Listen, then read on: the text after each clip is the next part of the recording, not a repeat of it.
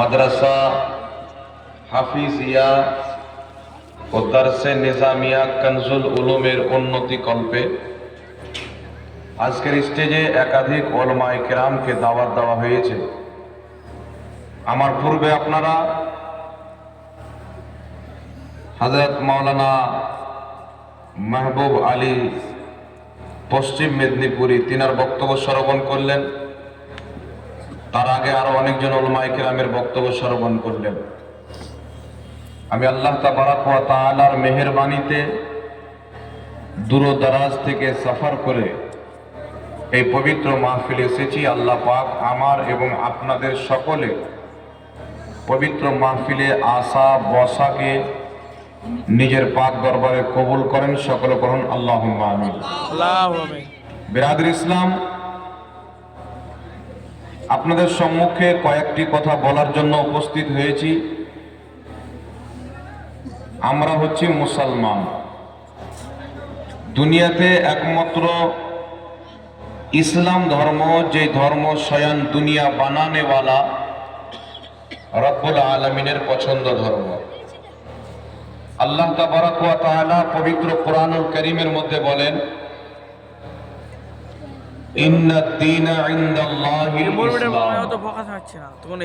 নিশ্চয় আল্লাহ পাকের নিকটে একমাত্র মনোনীত ধর্ম হচ্ছে ইসলাম। আল্লাহ তাবারাক ওয়া তাআলার হাবিব সাল্লাল্লাহু আলাইহি ওয়াসাল্লাম বলেন, দুনিয়াতে আল্লাহ তাবারাক ওয়া তাআলা মানুষকে যখন পাঠান, বাচ্চা যখন মায়ের পেট থেকে জন্মগ্রহণ করে, সে বাচ্চা মুসলমান হয়ে জন্মগ্রহণ করে। সে ইহুদির বাড়ি হোক, খ্রিস্টানের বাড়ি হোক, হিন্দুর বাড়ি হোক, জৈনর বাড়িতে হোক, মানুষ জন্ম নিলে সে মুসলমান হয়ে জন্মগ্রহণ করে।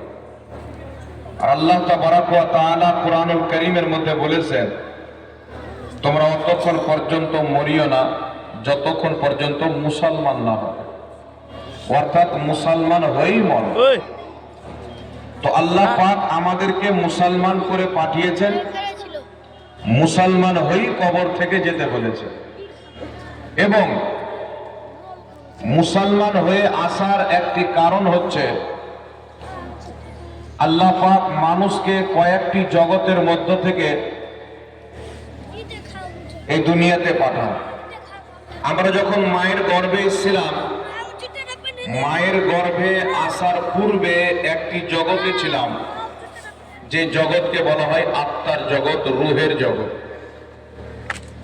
রুহের জগৎ থেকে আরেকটি জগতে গেলাম, যে জগৎ হচ্ছে মায়ের গর্ভ।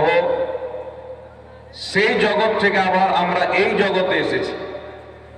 এখান থেকে আবার আমাদের মত হবে, কবরের জগতে যাব। সেখান থেকে আবার হাসরের ময়দানে উঠানো হবে, হাসরের জগতে যাব। সেখান থেকে আবার জান্নাতি জান্নাতে, জাহান্নামী জাহান্নামে যাবে। জান্নাত একটা মুমিনদের জন্য জগৎ হবে। তো আল্লাহ তাবারাক ওয়া তাআলা দুনিয়াতে মানুষকে পাঠানোর পূর্বে আত্মার জগতে, রুহের জগতে সমস্ত মানব জাতির আত্মাকে একত্রিত করেছিলেন। দুনিয়াতে যত মানুষ হোক, এমনকি যে আবু জেহেলেরও আত্মা। আবু জেহেলও যখন জন্মগ্রহণ করেছিল, মায়ের পেটে ছিল, জন্মগ্রহণ ছিল, ও কিন্তু আল্লাহকে এক মেনেছে। কারণ নবী করিম সাল্লাল্লাহু আলাইহি ওয়াসাল্লাম বলেন, বাচ্চা যখন জন্মগ্রহণ করে তো মুসলমান হয়ে। তো আত্মার জগতে যত কেউ ছিল, আত্মার জগতে, ওখানে কেউ হিন্দু ছিল না, কেউ খ্রিস্টান ছিল না। আত্মার জগতে সবাই মুসলমান ছিল, আল্লাহকে মাননেওয়ালা। সমস্ত আত্মাকে একত্রিত করে আল্লাহ পাক জিজ্ঞাসা করলেন, আমি কি তোমাদের রব নই? তো আমরা সবাই উত্তরে বলেছিলাম, আল্লাহ অবশ্যই তুমি আমাদের রব। কেউ অস্বীকার করেননি। এই যে ধর্ম বিভিন্ন দুনিয়াতে এসে হয়েছে, কিন্তু আত্মার জগতে সবাই আল্লাহকে এক মেনেছে। দুনিয়াতে এসে মাটির পুতলা বানিয়ে কেউ খোদা বানিয়েছে, কেউ গাছকে খোদা বানিয়েছে, কেউ চন্দ্রকে খোদা বানিয়েছে, কেউ আপনার সূর্যকে খোদা বানিয়েছে। তবে আত্মার জগতে আল্লাহ পাককে তারাও এক মেনে এসেছে যারা আজকে মূর্তির পূজা করে, তারাও এক মেনে এসেছে যারা চন্দ্র সূর্যের পূজা করে, আর আমরাও এক মেনে এসেছি যারা আজ পর্যন্ত এক আল্লাহরই ইবাদত করে। বলেন সুবহানাল্লাহ। এই জন্য বিরাদর ইসলাম, বাচ্চা যার বাড়িতে জন্মগ্রহণ করুক, ইহুদির বাড়ি, খ্রিস্টানের বাড়ি, আপনার জৈনর বাড়ি, বৌদ্ধর বাড়ি, সেই বাচ্চা যখন জন্মগ্রহণ করে ওই বাচ্চা মুসলমান হয়ে জন্মগ্রহণ করে। আত্মার জগতে আল্লাহকে এক মানার কারণে দুনিয়াতে এসেছে আল্লাহকে এক মেনে। বাপ মা ইহুদি, তার ছেলেকে ইহুদি ধর্মের কালচার দিয়ে ইহুদি বানিয়ে দেয়। বাপ মা নাসারা, তার সন্তানকে নাসারা ধর্মের কালচার দিয়ে নাসারা বানিয়ে দেয়। আল্লাহ পাকের শুকরিয়া আদায় করেন, মহান রব্বুল আলামিন আপনাকে আমাকে কোন ইহুদির বাড়িতে পাঠাননি, নাসারার বাড়িতে পাঠাননি। মহান রব্বুল আলামিন আমাকে আপনাকে মুসলমান করে মুসলমানের বাড়িতে পাঠিয়েছে। আমার বাপও মুসলমান, আমাদের মাও মুসলমান, আমাদের দাদাও মুসলমান, আমাদের দাদিও মুসলমান, নানাও মুসলমান, নানিও মুসলমান। তো আল্লাহ পাকের কত বড় মেহেরবানি যে আল্লাহ পাক আমাদেরকে দুনিয়াতে পাঠিয়েছেন মুসলমান করে মুসলমানের বাড়িতে। সুবহানাল্লাহ। এবার একটা কথা আপনাকে বলতে চাই, দুনিয়ার সবচাইতে পুরাতন ধর্ম কি? আমাদের ভারতের মাটিতে একটা মেসেজ মানুষের ব্রেনে ভরা হচ্ছে যে ইসলাম ধর্মের বয়স হলো 1450 বছর। অর্থাৎ ইসলাম ধর্মের প্রফেট, ইসলাম ধর্মের প্রতিষ্ঠাতা হযরতে মুহাম্মদ রাসূলুল্লাহ সাল্লাল্লাহু তাআলা আলাইহি ওয়া সাল্লাম, তিনি জন্মগ্রহণ করেছিলেন মক্কাতে কমবে 1450 বছর পূর্বে। তার পূর্বে ওই জায়গাতে মক্কার মানুষ মূর্তির পূজা করত, মদিনার মানুষ মূর্তির পূজা করত। মুহাম্মদ সাল্লাল্লাহু আলাইহি ওয়াসাল্লাম মক্কাতে জন্মগ্রহণ করে তিনি ইসলাম প্রচার করেছেন। সুতরাং ইসলামের বয়স হলো কমবেশ 1450 বছর। এই মেসেজ অনেক কেউ দিতে চায়। আরএসএস এর লোক বলেন, হিন্দু বাহিনী বলেন, বিভিন্ন রকমের আতঙ্কবাদী সংগঠন ভারতের মাটিতে তৈরি হয়েছে। তারা বলতে চায় ইসলামের বয়স হলো 1450 বছর। তারা বলতে চায় ভারতবর্ষের মাটিতে ইসলাম নিয়েছেন খাজা মঈনুদ্দিন চিশতি রহমাতুল্লাহ আলাইহি। তার পূর্বে মুসলমানদের বাবা হিন্দু ছিল, মুসলমানদের মা হিন্দু ছিল, মুসলমানদের পূর্বপুরুষ হিন্দু ছিল। তো মুসলমানদের কর্তব্য তারা যেন ওয়াপসি করে নেয়, নিজের বাড়িতে ফিরে চলে আসে, কারণ মুসলমানদের পূর্বের বাড়ি ছিল হিন্দু ধর্ম। এ কথা বলতে চাই, কিন্তু আপনাকে বলতে চাই মুসলমান, আলহামদুলিল্লাহ ইসলামের বয়স কত বছর আপনাকে এটা দেখতে হবে। দুনিয়াতে আল্লাহ তাবারাক ওয়া তাআলা যিনাকে সর্বপ্রথম মানুষ বানিয়ে পাঠিয়েছে, এই পৃথিবীর জমিনে যিনার কদম প্রথম লেগেছেন, যেই মানুষের কদম প্রথম দুনিয়াতে পড়েছেন, তিনার নাম হচ্ছেন হযরতে আদম আলাইহিস সালাতু ওয়াস সালাম। আল্লাহ তাবারাক ওয়া তাআলা সর্বপ্রথম আদম আলাইহিস সালাতু ওয়াস সালামকে সৃষ্টি করলেন। তিনাকে সৃষ্টি করার পর, তিনাকে তৈরি করার পর জান্নাতে রাখলেন। জান্নাতে তিনার সঙ্গী হিসেবে হযরতে হাওয়া রাদিয়াল্লাহু তাআলা আনহাকে তৈরি করলেন। আল্লাহ পাক নিষেধ করেছিলেন একটি ফল যাকে কেতুম বলা হয়, আদম সেই ফলের নিকটে যেও না। কিন্তু আদম আলাইহিস সালামকে তিনার স্ত্রী শয়তান তিনার স্ত্রীকে এদিক ওদিক বাইরে ফুসলে সেই ফল পর্যন্ত নিয়ে গিয়ে তিনারা ফলটাকে খেয়েছেন। আল্লাহ তাবারাক ওয়া তাআলা জান্নাত থেকে দুনিয়ার সর্বপ্রথম মানুষ আদম আলাইহিস সালাতু ওয়াস সালামকে নামিয়ে জমিনের মাটিতে পাঠিয়েছেন। আদম আলাইহিস সালামের পূর্বে কোনো মানুষকে সৃষ্টি করা হয়নি। আদম আলাইহিস সালামের পূর্বে জমিনে কোনো মানুষ ছিল না। কারণ সৃষ্টি করা হয়নি, তো জমিনে মানুষ কি করে থাকতে পারে? সর্বপ্রথম জান্নাত থেকে আদম আলাইহিস সালাতু ওয়াস সালামকে আল্লাহ তাবারাক ওয়া তাআলা জমিনের মাটিতে পাঠিয়েছিলেন। আর আল্লাহ শুকরিয়া আদায় করি যে ওই আদম আলাইহিস সালাম মক্কার মাটিতে নয়, মদিনার মাটিতে নয়, আপনার পৃথিবীর অন্য কোন দেশের মাটিতে নয়, আদম আলাইহিস সালামের কদম সর্বপ্রথম যেই মাটিতে লেগেছে ওই মাটির নাম হচ্ছে হিন্দুস্তান। বেশক সুবহানাল্লাহ সুবহানাল্লাহ, হক है জোরে হবে না সুবহানাল্লাহ? ওই মাটির নাম হচ্ছে হিন্দুস্তান। আর আদম আলাইহিস সালাম হচ্ছে আমাদের সকলের আদি পিতা, আমারও বাপ, আপনারও বাপ, সারা পৃথিবীর মানব জাতির বাপ।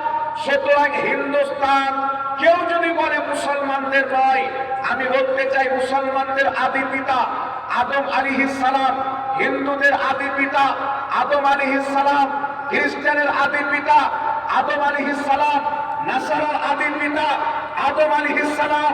সারা পৃথিবীতে যত মানুষ আছে সমস্ত মানুষের জড় হচ্ছে আদম আলাইহিস সালাম। সকলের আদি পিতা আদম আলাইহিস সালাম। ওই আদম আলাইহিস সালাম ভারতের মাটিতে কদম রেখেছেন। তো ভারতের মাটি হিন্দুদেরও বাপের, মুসলমানদেরও বাপের, ইহুদিরও বাপের, খ্রিস্টানেরও বাপের। অর্থাৎ ভারতের মাটিতে সমস্ত ধর্ম মান্যকারী লোকেরা বসবাস করবে। এখন আপনাকে যেটা বুঝাতে চাই, আদম আলাইহিস সালাম ওই জামানাতে হিন্দুস্তান, শ্রীলঙ্কা হিন্দুস্তান ছিল, পাকিস্তান হিন্দুস্তান ছিল, আপনার বাংলাদেশ হিন্দুস্তান ছিল, আপনার নেপাল হিন্দুস্তান ছিল, আফগানিস্তানের অনেকটা অংশ হিন্দুস্তান ছিল, তারপরে চলে আসেন মায়ানমারের অনেকটা অংশ হিন্দুস্তান ছিল। এই যে আপনার আদম আলাইহিস সালাম যেই পাহাড়ে অবতীর্ণ হয়েছিলেন, পাহাড়টির নাম হচ্ছে সারানদ্বীপ। যেই পাহাড়টি বর্তমানে শ্রীলঙ্কাতে উপস্থিত রয়েছে। এখন আপনাকে বলতে চাই, পৃথিবীর মানুষ যারা আমাদেরকে বলতে চাও ভারতীয় মুসলমান, তোমাদের বাপ দাদা হিন্দু ছিল, সুতরাং তোমরা ঘর অফসি করে নাও, ইসলামকে ছেড়ে হিন্দু ধর্মকে কবুল করে নাও। আমি তাদেরকে বলতে চাই, শুধু আমাদের বাপ নয়, সারা পৃথিবীর আদি পিতা আদম আলাইহিস সালাতু ওয়াস সালাম কি ছিলেন? আল্লাহ পাকের কোরআনকে পড়ে দেখেন, কোরআন পাকের তাফসীর পড়ে দেখেন। আদম আলাইহিস সালাতু ওয়াস সালাম উনি না খ্রিস্টান ছিলেন, না ইহুদি ছিলেন, না হিন্দু ছিলেন, না পারসি ছিলেন, না শিখ ছিলেন। সারা পৃথিবীতে যিনি সর্বপ্রথম মানুষ আদম আলাইহিস সালাম মুসলমান ছিল। বল সুবহানাল্লাহ। আদম আলাইহিস সালাম মুসলমান ছিলেন, নূহ আলাইহিস সালাম মুসলমান ছিলেন, ইব্রাহিম আলাইহিস সালাম মুসলমান ছিলেন, হযরতে নূহ আলাইহিস সালাম মুসলমান ছিলেন। আল্লাহ পাকের প্রত্যেকটা নবী মুসলমান ছিল। জোরে বল সুবহানাল্লাহ। পবিত্র কুরআনুল কারীম যখন আমরা পড়ি, স্পষ্ট ভাষায় আদম ইব্রাহিম আলাইহিস সালামকে আল্লাহ মুসলমান বলেছেন, ইউসুফ আলাইহিস সালামকে মুসলমান বলেছেন, সুলাইমান আলাইহিস সালামকে মুসলমান বলেছেন, অনেক নবীকে মুসলমান বলেছেন। এটাই হচ্ছে ইসলামের নাজারিয়া, যে প্রত্যেক নবী মুসলমান ছিলেন। ইহুদি ধর্মে কোন নবী আছেন? খ্রিস্টান ধর্মে কোন নবী আসেননি। ইহুদি তো তৈরি হলো নবীগণকে কতল করে, নবীগণকে শহীদ করে। ইহুদি আপনার বানানো ধর্ম চালু করেছে। ঈসাইয়া ঈসা আলাইহিস সালামকে আল্লাহ পাকের বেটা বানিয়ে আপনার বাংলা ধর্ম চালু করেছে। তবে আলহামদুলিল্লাহ আমরা হচ্ছি মুসলমান। আমরা নিজের ধর্ম নিজে তৈরি করিনি, আমাদের ধর্ম আল্লাহ পাক আসমান থেকে পবিত্র কোরআনের রূপে দান করেছেন। জোরে বল সুবহানাল্লাহ। কোরআন হচ্ছে আমাদের ধর্ম, কোরআন হচ্ছে আমাদের ঈমান। এই কোরআন দুনিয়ার কোন ব্যক্তির কিতাব নয়, দুনিয়ার কোন মানুষের লেখা কিতাব নয়। মক্কার মাটিতে যখন কোরআন অবতীর্ণ হলো, কুফাররা বলতে আরম্ভ করলো, হযরতে মুহাম্মদ রাসূলুল্লাহ সাল্লাল্লাহু আলাইহি ওয়াসাল্লাম তিনার সাহাবীদেরকে নিয়ে নিজেই কোরআন তৈরি করে, আর সকালে এসে বা অন্যদিন এসে বলে যে এটা আল্লাহ পাকের কোরআন। তারা নিজেই তৈরি করে। আল্লাহ পাক চ্যালেঞ্জ করলেন, যদি তোমাদের দম থাকে, যদি তোমাদের হিম্মত থাকে, আল্লাহ পাক চ্যালেঞ্জ করে বললেন কোরআন পাকের মতন একটি আয়াত নিয়ে এসো, কোরআন পাকের মতন একটি আয়াত বানিয়ে নিয়েছো। সারা মক্কার কাফিরেরা, বড় বড় ফুকাহা, বড় বড় আরবি জাননেওয়ালা, বড় বড় আরবি গ্রামারকে বুঝনেওয়ালা সবাই মিলে পবিত্র কোরআন পাকের মতো একটা আয়াত তৈরি করতে পারেনি। আর পারবে কি করে? আরে কোরআন তো আল্লাহ পাকের কালাম। আমার নবী মুস্তাফা যখন ভাষা বলতেন, আরবি শব্দ ব্যবহার করতেন, বড় বড় আরবি জাননেওয়ালা হাক্কা বাক্কা হয়ে যেত। মুহাম্মদ রাসূলুল্লাহ বলার অর্থটা কি, নবী পাকের কথার অর্থ কি, নবী পাকের এই শব্দের অর্থ কি, আরবের বড় বড় আরবি জাননেওয়ালা নিজের হোশকে হারিয়ে দিতেন। তার জন্য বেরেলির সরকার ইমাম আহলে সুন্নাত আলা হযরত বলছেন, তেরে আগে ইউ হে তবে লচে ফুসাহা আরব के बड़े बड़े कोई जाने मुंह में जबान ही नहीं बल्कि जिस्म में जान है। वाह वाह सुभान अल्लाह सुभान। नारे तकबीर, नारे रिसालत, नारे